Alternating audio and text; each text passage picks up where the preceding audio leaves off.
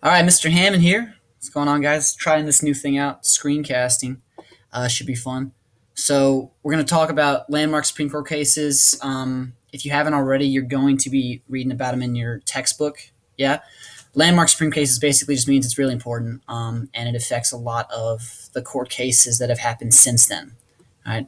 So why are they important? Like I just said, you can read here. All right. They're important because they change the way the Constitution is interpreted. I'll make that a little bigger for you guys so you can see it. When new cases are brought before the courts, the decisions made by the Supreme Court in landmark cases are looked at, and the judge rules on it ultimately. And then after that, like I said, they have kind of overreaching implications. All right, a lot of examples of landmark cases. There's two here that we've learned about. All right, so we're going to talk about them, okay? And let's see if I can get these highlighting tools to work for you guys here. Oh, sweet. Marbury versus Madison, 1803.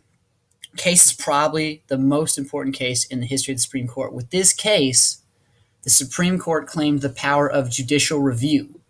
This is the power to declare laws made by Congress unconstitutional. So judicial review basically means, right, if the judicial review means that if Congress or any state, anything, passes a law and it says that law is it goes against some part of the Constitution, then the Supreme Court can strike it down and make sure it's not a law anymore. You're not allowed to have laws that go against the Constitution because the Constitution is the supreme law of the land.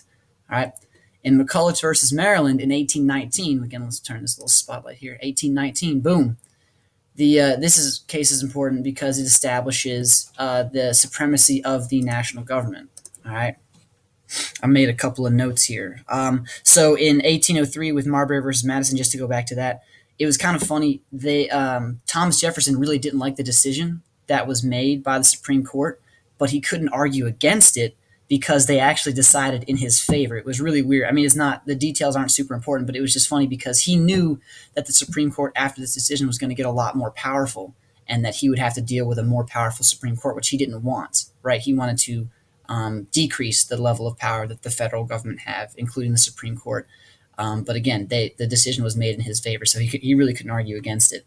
But in McCulloch versus Maryland, just to move on to that, this case is important because the Supreme Court, when the state of Maryland tries to tax a national bank that's built within the border of the state, yeah, Maryland claims that the Constitution does not give the federal government the right to create a bank.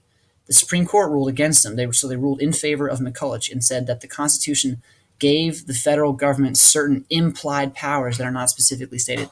An implied power basically is something that's not explicitly written in the Constitution, like it's not in there 100%, but it's kind of, it makes sense that it would exist as a power because of some of the other language that's in the Constitution.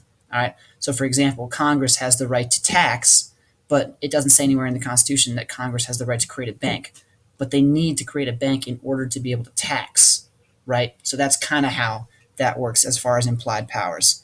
But I think that is about it. So we'll give this a look through, and hopefully you guys are able to learn something from it.